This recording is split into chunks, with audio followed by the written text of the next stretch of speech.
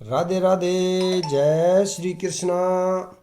आज मैं श्रीमद् भागवत गीता का अध्याय नंबर 9 का सीरियल नंबर 10 को पढ़ रहा हूँ।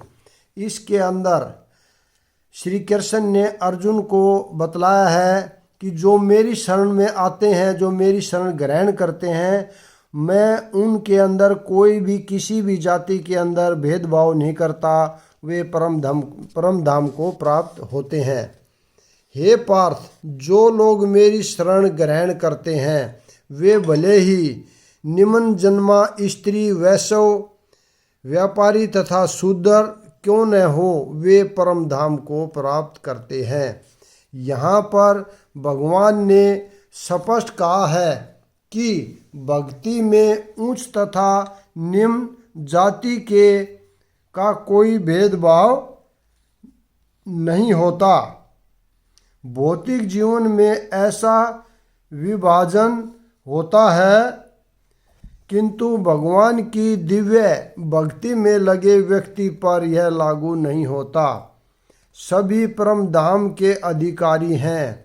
श्रीमद् भागवत में कथन है कि अधम योनि चांडाल भी शुद्ध भक्त के सत्संग से शुद्ध हो जाते हैं। अतः भक्ति तथा शुद्ध भक्त द्वारा पथ प्रदर्शन इतने प्रबल हैं कि वहाँ ऊंच नीच का भेद नहीं रह जाता और कोई भी इसे ग्रहण कर सकता है। शुद्ध भक्त की शरण ग्रहण करके सामान्य से सामान्य व्यक्ति शुद्ध हो सकता है। प्रकृति के विभिन्न गुणों के अनुसार मनुष्यों को सात्विक यानी ब्राह्मण, रजोगुणी यानी क्षत्रिय तथा तामसी, वैश्य तथा शूद्र कहा जाता है। इनसे भी निम्न पुरुष चांडाल कहलाते हैं और वे पापी कुलों में जन्म लेते हैं। सामान्य रूप से उच्च कुल वाले इन निम्न कुल में जन्म लेने वालों की संगति नहीं करते, किंतु भक्ति योग इतना प्रबल होता है कि भगवत भक्त समस्त निम्न कुल वाले व्यक्तियों को जीवन की परम सिद्धि प्राप्त करा सकते हैं। यह तभी संभव है जब कोई कृष्ण की शरण में जाए, जैसा कि व्यापश्रित्य शब्द में सूचित है कि मनुष्य को पूर्णता कृष्ण की शरण ग्रहण करनी चाहिए, तब वह बड़े से बड़े ज्ञानी तथा योगी से भी महान बन सकता है। फिर धर्मात्मा, ब्राह्मणों, भक्तों तथा राजश्रियों के लिए तो कहना ही क्या है। अतः इस अक्षणिक दुख में संसार में आ जाने पर मेरी प्रेमा भक्ति में अपने आप को लगाओ। इस संसार में कई श्रेणियों के लोग हैं, किंतु तो भी यह संसार किसी के लिए सुखमय स्थान नहीं है। यहाँ स्पष्ट कहा गया है, अनित्यम असुखम लोकम, यह जगत अनित्य तथा दुखम है और किसी भी भले मनुष्य के रहने लायक नहीं है। भगवान इस संसार को अक्षणिक तथा दुखमय घोषित कर रहे हैं।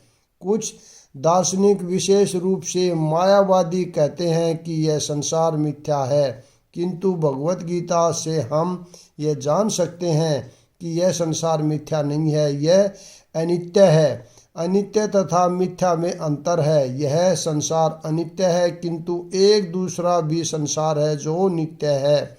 यह संसार दुखमय है, किंतु दूसरा संसार नित्य तथा आनंदमय है। अर्जुन का जन्म ऋषि तुल्य राजकुल में हुआ है, अतः भगवान उसे भी कहते हैं, मेरी सेवा करो और शीघ्र ही मेरे धाम को प्राप्त करो। किसी को भी इस अनित्य संसार में नहीं रहना चाहिए, क्योंकि यह दुखमय है। प्रत्येक व्यक्ति को भगवान के हृदय से लगना चाहिए, जिससे वह सदैव सुखी रह सके। भगवत भक्ति ही एकमात्र ऐसी विधि है जिसके द्वारा सभी वर्गों के लोगों की सारी समस्याएं सुलझाई जा सकती हैं। अतः प्रत्येक व्यक्ति को कृष्ण भावनामृत स्वीकार करके अपने जीवन को सफल बनाना चाहिए। अपने मन को मेरे नित्य चिंतन में लगाओ, मेरे भक्त बनो, मुझे नमस्कार करो और मेरी पूजा करो। इस प्रकार मुझ में पूर्णता तल्लीन होने पर तुम निश्चय रूप से मुझको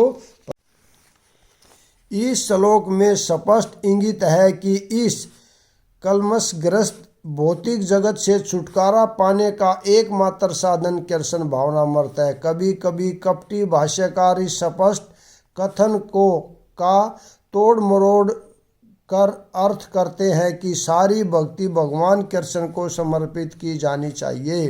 दुर्भाग्यवश ऐसे भाष्यकार पाठों का ध्यान ऐसी बातों की ओर आकर्षित करते हैं जो संभव नहीं है। ऐसे भाष्यकार यह नहीं जानते कि कृष्ण के मन तथा कृष्ण में कोई अंतर नहीं है।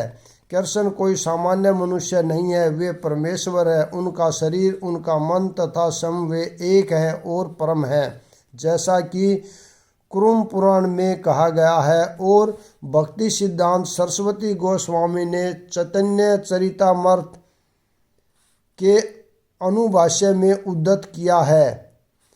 अर्थात यानी परमेश्वर कृष्ण में तथा उनके शरीर में कोई अंतर नहीं है, लेकिन इस कृष्ण तत्व को न जानने के कारण भाष्यकार कृष्ण को छिपाते हैं और उनको उनके मन या शरीर से पृथक बताते हैं। यद्यपि वह कृष्ण तत्व के प्रति निरी अज्ञानता है, किंतु कुछ लोग जनता को भ्रमित करके धन कमाते हैं।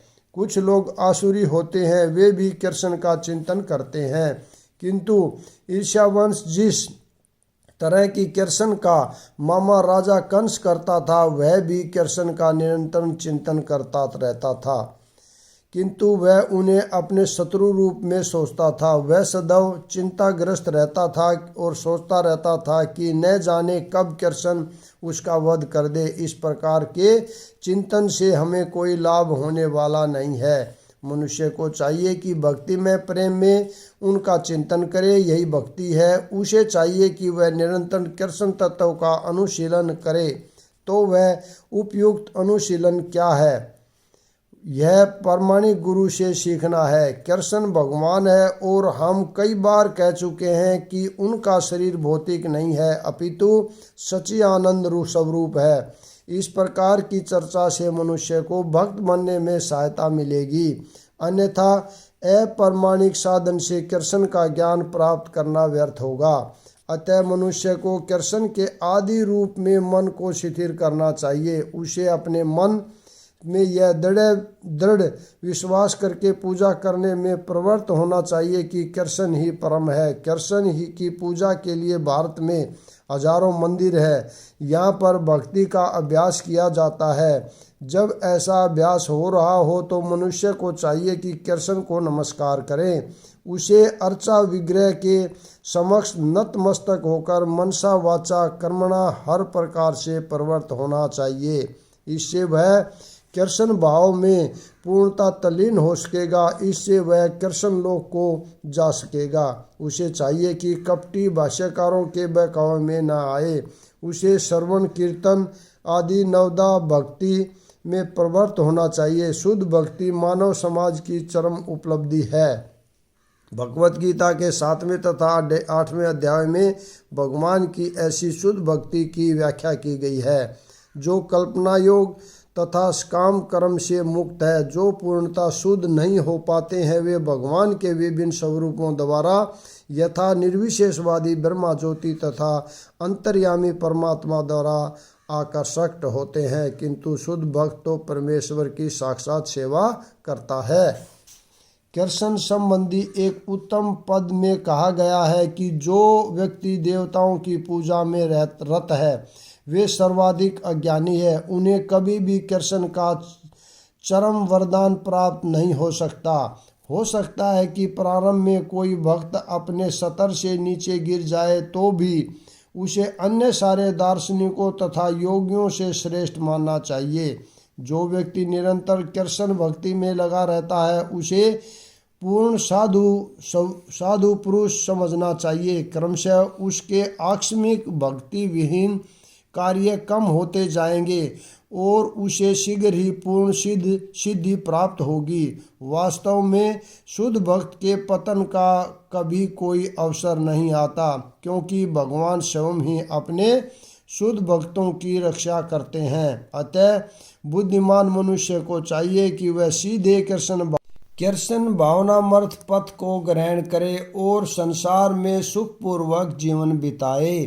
अंत गोतवा वह कृष्ण रूपी परम पुरस्कार प्राप्त करेगा। इस प्रकार श्रीमद् भागवत गीता के 9वें अध्याय परम गुहा ज्ञान का भक्ति वेदांत तात्पर्य पूर्ण हुआ। अध्याय नंबर 10 कल पढ़ेंगे। राधे राधे। जय श्री कृष्ण।